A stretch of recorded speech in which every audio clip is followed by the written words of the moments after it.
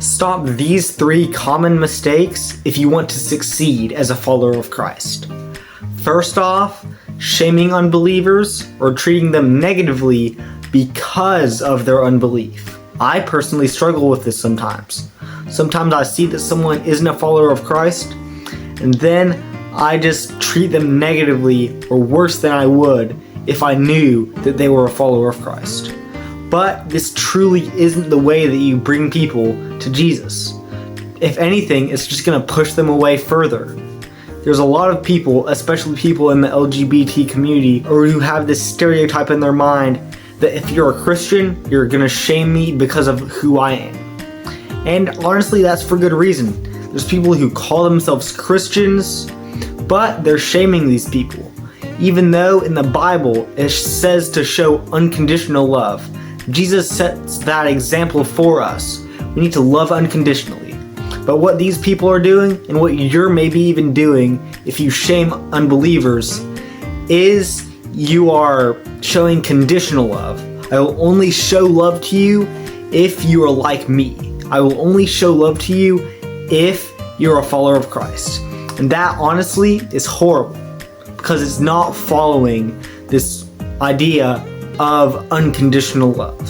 So if there's someone with this stereotype that thinks, okay, Christians automatically shame me because of who I am, and you shame that person because of their unbelief, that's further affirming that stereotype in their mind and pushing them away from their opportunity to become a follower of Christ.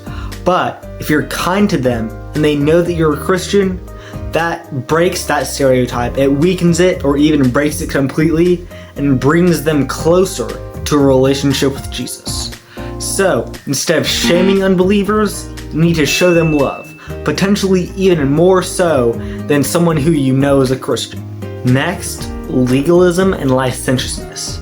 I know you hear me talk about these a lot, but that's because they are big mistakes that Christians can fall into without even noticing it. I have a full video about this that I'll link in the description or in the top right card.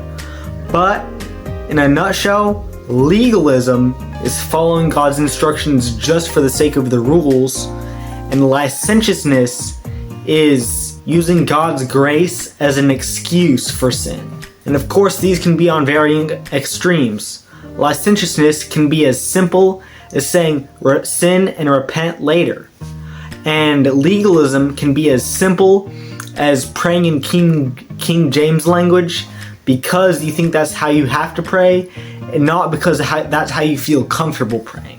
These two polar opposite lifestyles are hard to spot, but as a rule of thumb, for legalism, just ask yourself, am I focusing on what I'm doing for God, or am I more focused on why I'm doing it?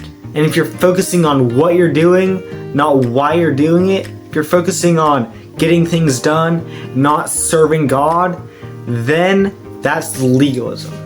And for licentiousness, ask yourself, am I trying to get out of this sin that's in my life? Or am I just saying, it's okay, God will forgive me. It's okay to do it one time, God will forgive me.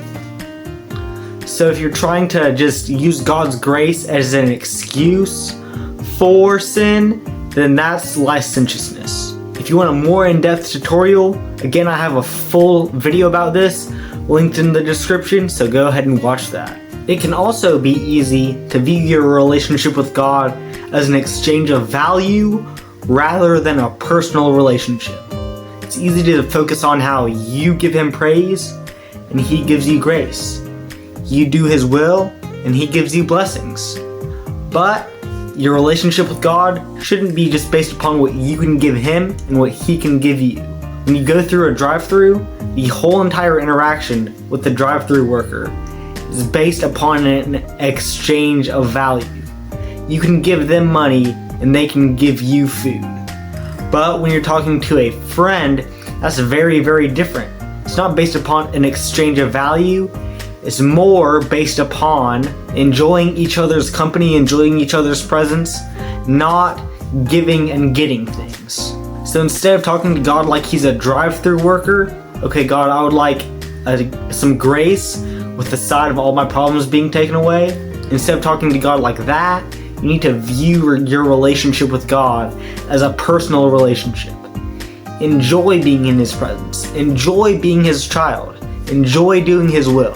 Look beyond the exchange of value and look towards a personal relationship with Him. So overall, have intentionality with all actions, doing nothing mindlessly. First off, avoid shaming unbelievers, or anyone for that matter. Avoid legalism by focusing on the why you're doing something and not just the what. Avoid licentiousness by trying to avoid sin at all cost. And finally, stop viewing your relationship with God as an exchange of value and start looking at it as a personal relationship. Did any of these specifically resonate with you? Let me know down in the comments. And with that, peace out and God bless.